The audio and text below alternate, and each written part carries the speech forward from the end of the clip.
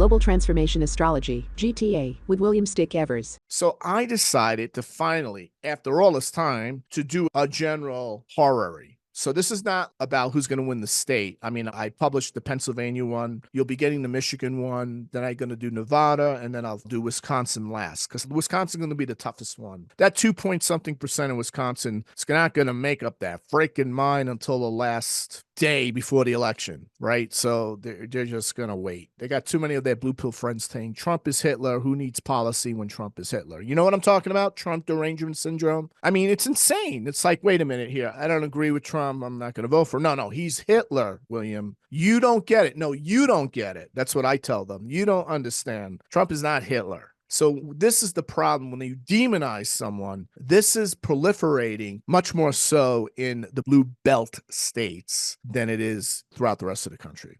So here's the horary. Let me go through it. I did the horary this morning. I said, all right, it's time. Ascendant, first house. This is the ascendant. This is Trump. This is actually the Trump campaign. So it's at 2 degrees of Sagittarius. The 7th house is Kamala. That's his opponent. Now, the reason that he's the first house is because he's the favorite. He's now the odds maker's favorite at 50.6%, and she's the underdog at 48%, and she's the 7th house. And the winner, the Electoral College winner, is the 10th house. And the moon represents the voting public, people who are actually going to vote leading up to Election Day. So I'm going to explain this. I just want you to understand how we do it. Just looking at 3 houses. I'm not looking at the whole chart here. We're just looking at the 3 houses and where their rulers are placed. So factors favoring Trump. The moon in Sagittarius is aligned with the ascendant, meaning they're in the same sign. This represents voters are leaning and cracking towards Trump, meaning the voters who are undecided and general voters, I'm talking overall, are leaning towards Trump. They're going to vote for him. They're going to crack towards him. The sun is making a trine to Trump's ruler. So Jupiter rules Sagittarius. Jupiter is in the 7th house. The sun is going to trine Jupiter. That's a very favorable influence. Then Jupiter, Trump, is trining Mercury. Why is that important? Mercury rules the midheaven. The winner. Who's the Electoral College winner? Mercury. It is trining exact to Jupiter. That's a very fortuitous position. I mean, that would say to me, oh, it's over. You won. But let's give Kamala the benefit of the doubt. The moon, the key co-significator, aligns with the ascendant, further strengthening Trump. So it's the moon is not only in a sign of the ascendant of the Trump campaign, it's in the 1st house. So that's like, we got you. It's like, I got your back. Don't worry about it, right? People will run through walls for you. If you like, hey, will my friend help me out? And the moon happens to be in the 1st house. So don't worry about it. This guy's going to run through walls. You think people are going to come out if it's a rainy, snowy day? I'll stay home. I'm going to just stay home. No, they're going to come out. They are coming out to vote. So the Trump voters, they're coming out like it's a crusade. That's moon and Sagittarius. Okay, so now you get that. So here's the favoring factors for Kamala. She's ruled by Mercury. Mercury is in a stronger position by house in dignity compared to Trump. Why? Because Trump's significator, Jupiter, is in Kamala's 7th house. So what it means is that this is actually Kamala's race to lose. Kamala came in with an advantage. Trump is at a disadvantage, even though he's leading now. So it's an uphill battle for him. She's already at the top of the mountain. So he has to fight her with a disadvantage. And Mercury, which rules her and the midheaven, the ruler, meaning she is the anointed one, is in trine aspect to Jupiter, meaning in a way, the fact that he's Donald Trump enhances her because he's considered Hitler. It enhances her credibility. It's like, who needs to speak about anything, right? I can do word salad. I mean, look what she just did on 60 Minutes. It was just completely embarrassing. I mean, all of us could have been much better prepared for that. So she didn't answer anything. And the point is that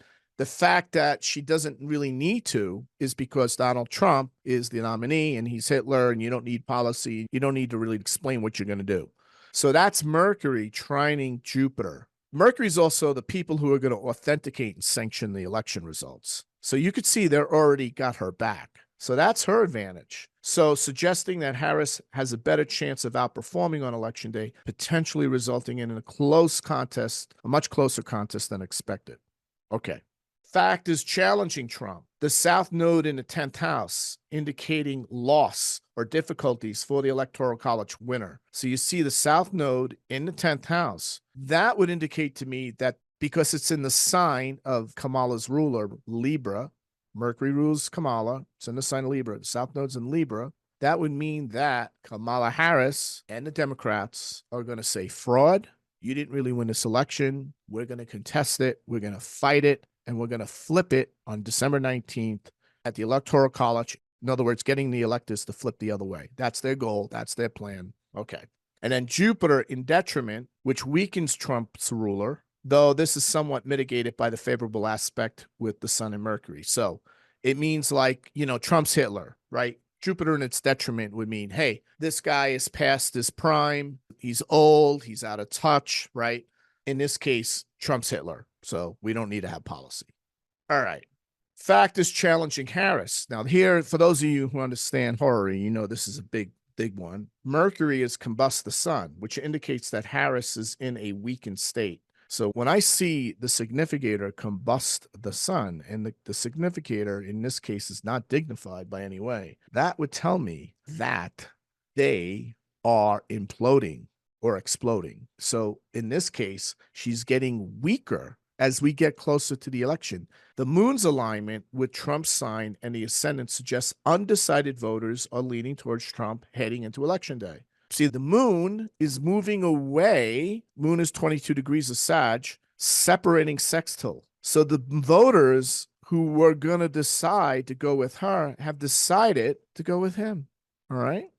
So here's the problem, though. The implications of an early ascendant, meaning it's at 2 degrees. 0 to 3 degrees is an early ascendant. In horary, that suggests the full picture isn't clear yet, and that further developments could influence the final outcome. It also indicates that new information or changes in circumstances might emerge that could alter the course of the contest. Caution should be exercised in making a firm judgment because early degrees signify that the situation may still be unfolding or that there's more to be revealed. Now with the eclipse, right? Recent eclipse, do you think there's more to be revealed? You bet. The presence of an early ascendant adds a layer of uncertainty to the predictive outcome of the horary. So when we look at it, when we factor this in and we're using a point system, right, you would say Trump's chance right now is 65% of winning. The early ascendant indicates that some factors are still developing. So while Trump is favored, the early ascendant degree introduces a bit more uncertainty in determining the outcome.